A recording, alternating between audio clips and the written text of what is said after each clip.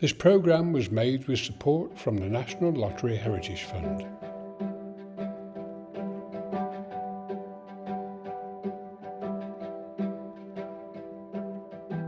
On the Heritage Channel tonight, we visit churches, pubs, graveyards, festivals, museums and go down docks.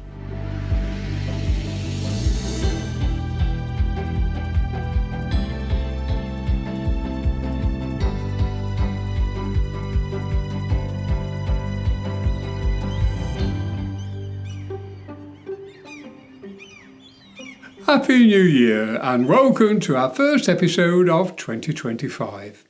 Over the last year we visited some inspiring places and met some fascinating people that represent the proud history of our coastal community.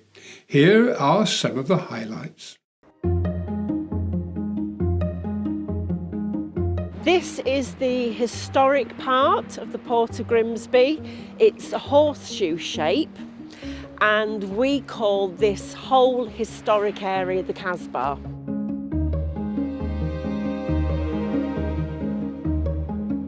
But right now we're going down Auckland Road. So all the streets on the port are named after the directors of the railway, so that's the Manchester, Sheffield, Lincolnshire Railway, or they were engineers associated with the building of the port, the secretaries, the solicitors. What is great when you come down here is despite the fact it's undergone so many changes, it still has a strong story to tell through those street names, but also through these wonderful old buildings that we've got left. Alfred Enderby's have been smoking fish here on the docks for over 100 years. Its award-winning products have been praised by local chefs, discerning diners and international restaurateurs. Current custodian of this historic artisan food producer is the appropriately named Patrick Salmon. Alfred Enderby had been smoking fish here in this traditional smokehouse for over 100 years. Prior to that it was a smithies and it was converted over 100 and probably 10 years ago into a smokehouse. And this really is a specialist operation, and I wanted to preserve its character, preserve its uniqueness, and I saw the potential. Alfred Enderby is a protected food name. There aren't many protected food names in the whole country, and Grimsby has a protected food name, which is Grimsby Traditional Smoked Haddock. So we was the first, I think one of the first to be approached. We wasn't actually approached for a building, we was approached for a mural. We got chatting and they discovered that we were a little bit more than just an arts organisation. They liked that. They said that there's a place for that down here, pick a building. So they drove me around the docks. I was like a kid in a sweet shop, I think. So I was like, I just said, can you give me one where the roof's not falling down? And they gave us this one. When we came in here, it'd been empty 25 years. It was in a real mess. So it was like, right, okay. Rolled our sleeves up and we're still at it now. The Petersons project consists now of two buildings that the Great Grimsby Ice Factory Trust has taken on long lease from ABP. Funded by the National Lottery, the Architectural Heritage Fund, North East Lincolnshire County Council and Historic England to restore a gorgeous 19th century traditional smokehouse in the centre of Grimsby Docks, and another wonderful late 19th century, early 20th century building that is opposite the new fish docks, and restore them to their former glory and bring them back into use as something that is meaningful to people who work on the docks now, and hopefully encourage more people to come back onto the docks. This is Grimsby Cemetery, a sprawling graveyard in the heart of the town and home to over 500 war graves dedicated to the men and women who gave their lives during the wars.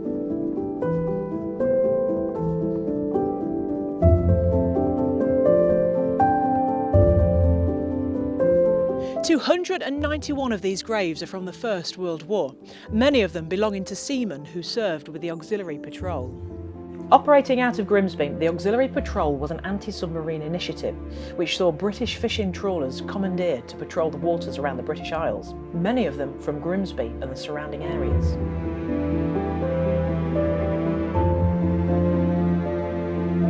There's a further 261 war graves from the Second World War, with over 200 of them forming a war graves plot. There's also another 17 war burials of other nationalities, and most of them are German prisoners of war from the camp at nearby Wheelsby. Hey up, duck, what'll it be? Usual? Coming right up. Hey, and when you've enjoyed your pint, why not come with me for a tour of some of the oldest pubs in Cleethorpes? Drink up then. Hey, and no funny business, otherwise you'll be out.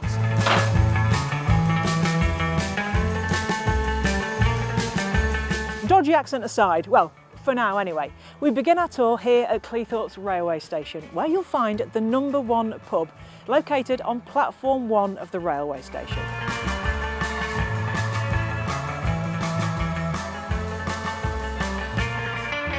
We believe that this building, built by the railway company in 1863, is the most important historical building in Cleethorpes by a mile. First of all, it was the railway company that saved Cleethorpes and built the resort.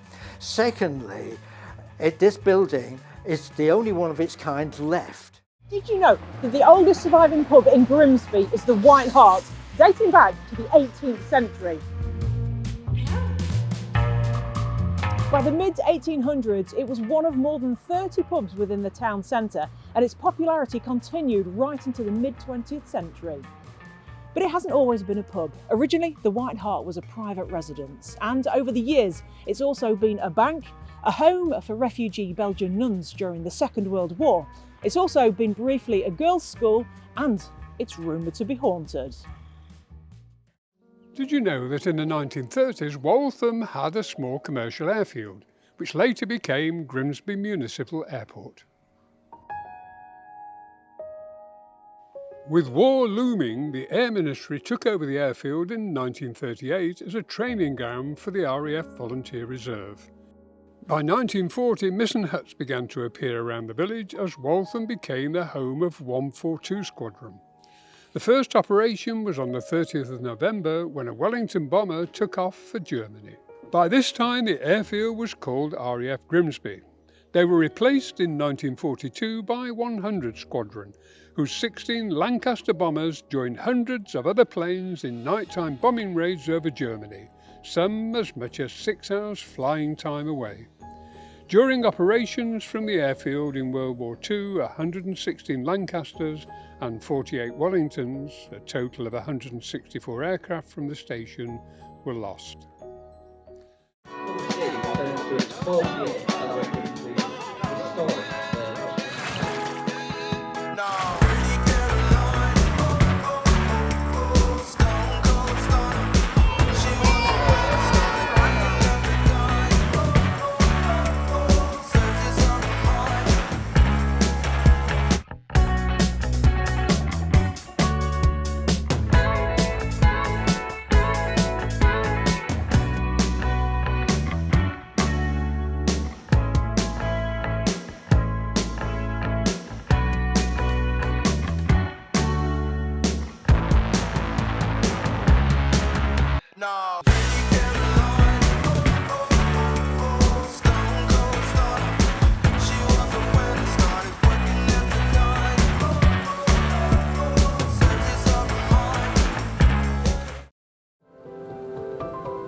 In 1114, an existing religious building on the site was transferred to the Bishop of Lincoln.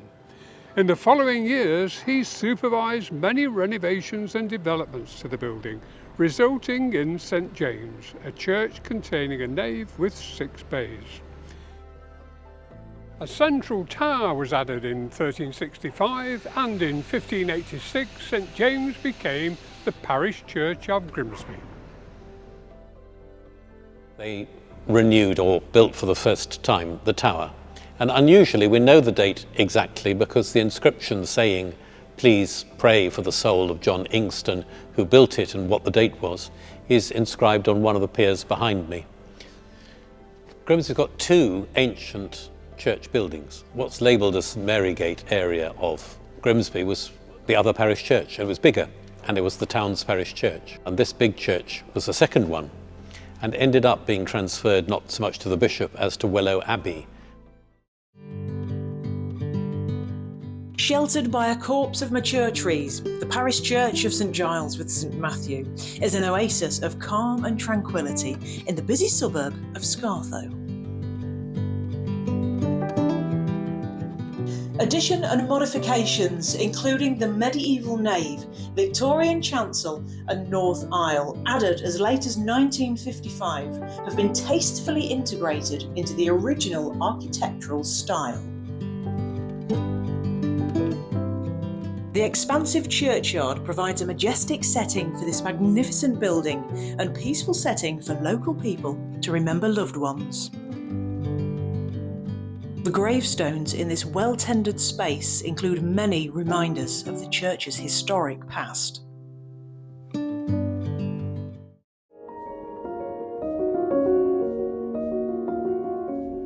Well, as you arrive to the town hall, as you look on the right-hand side, you'll actually see quite an interesting picture of one of our former mayors, Councillor George Mitchell. There's two ways of looking at it. It's very cleverly done. So there's a picture with him just in the mayoral chains, and as you look to the side, you can actually see him in his mayoral garb and his robes. You can see some boards from RAF Northcotes, and they show the people, sadly, who'd lost their lives during the Second World War.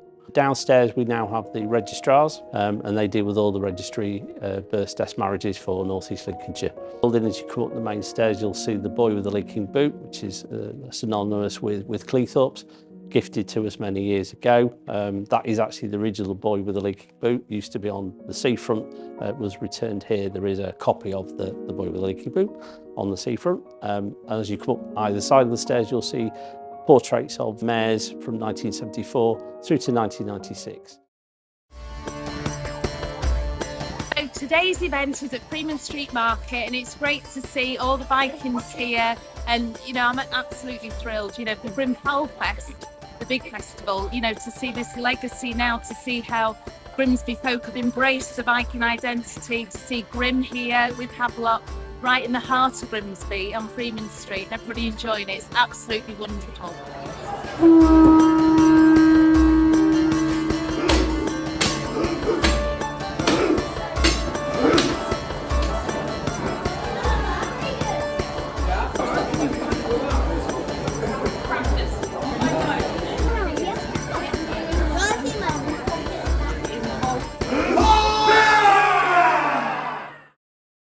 I'm Joe Waters, played for Grimsby Town from 1976 to 1984. Had a great times, great memories. The town of Grimsby and town of Cleethorpes were buzzing at the time. It was a great, great time to be here and to live here. For the second season running. Town has made his run already, and Seasman played a... There are a few favourite matches. The most favourite was the Third Division Championship game that we played here on Brundle Park against Sheffield United. When we saw the fixture list, we were so excited about that game. We thought what a great end to the season it would be if they were going for the championship and we were going for promotion. We'd have a full house and it'd be a great occasion. If we win the Third Division Championship. And we beat them 4-0.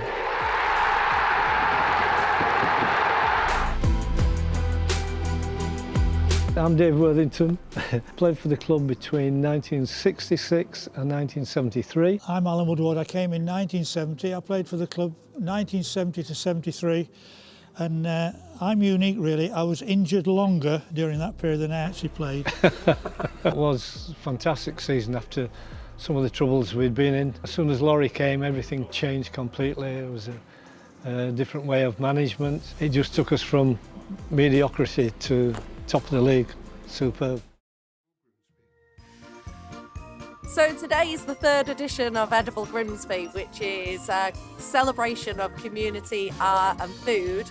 It's going great. We've got all sorts going on. There's free food tasting, which is all community produce that's been grown and made by the community. So there's some gorgeous jam chutney and all kinds of sauces. That's going great in the tasting tent.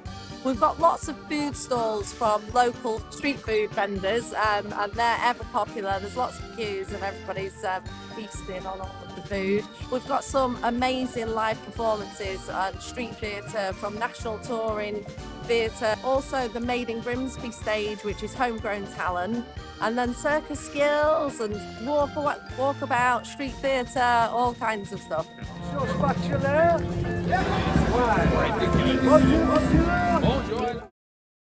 What's really special about our museum is that when you come in, you're able to go on a trawlerman's journey, which means that you can experience what a trawlerman would have experienced when they were going on a fishing trip. You start off at the signing on office where you go and sign on for your trip, and then you take the journey of that trawlerman all the way through from their home in their backyard through actually stepping onto the ship with the skipper waving you on as you come on, into a radio room. The radio room's got all the radio equipment that they would have had on the ship, and a lot of the things that we actually have on display in the museum, because of the time period when the museum was built in the late 80s, early 90s, a lot of the trawlers in Grimsby were being scrapped. So the museum was lucky enough to actually get real objects from the ships to include into the exhibition spaces. So it's really unique and something you probably couldn't do now. Hubbard Hills was given to the people of Louth in 1907, and it's remained available to them ever since. Successive councils took it over and run it, and then latterly the Hubbard Hills Trust has run it. So the river coming down is a chalk stream river, which basically drains off the Lincolnshire Wolds and comes down through Hubbard Hills and subsequently through the town of Louth. But behind us we have the duck pond area as we know it, which is a large area where the sort of end of Hubbard Hills really. So many families over the years have really spent lots of time here feeding the ducks. It's almost a general pastime when you come to Hubbard Hills. A few years ago there was that disaster with the riding school. People don't realise how dangerous our coastline is. Yeah. That was me in 1988. The vessel I was on turned over in a hurricane, about 200 miles off Grimsby, the middle of nowhere. I managed to get away from it, and so did the other two crew, and the vessel sunk. Yeah, the Pentland Firth, because we have to go through there as a shortcut to go to Iceland. Now, the Pent is the most treacherous waterway in the world. Well, the Pentland Firth has been one or two disasters. At Leicestershire, Leicestershire lost all the crew. The Leicester City. The Leicester City. Yeah. There's been quite a few disasters there of Grimsby trawlers. We got hit with the sea in the Pentland Firth and it spun us round. The skipper decided to cut out and we was 2 days added to our journey. And everybody had white trousers on, but they had brown ones on. When things like that happen.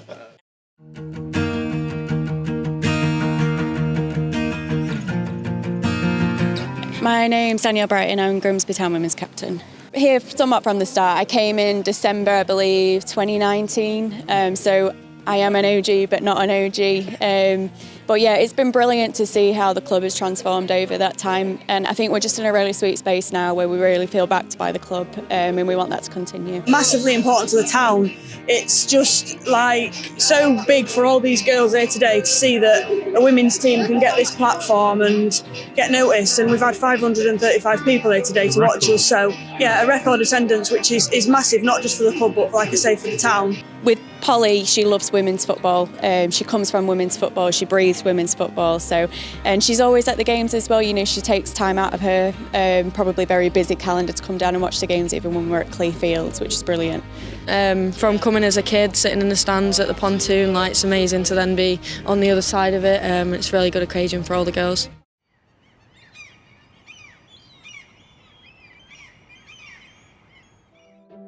We hope you enjoyed this look back at 2024. Don't forget to subscribe to our channel or join our Facebook group to make sure you don't miss any of our programmes. For more information on Litfest 25 and the activities taking place here in Grimsby during February, visit our webpage. from everyone at the Heritage Channel. Thank you for watching, and we look forward to seeing you in the coming months for more Heritage news, views and local stories.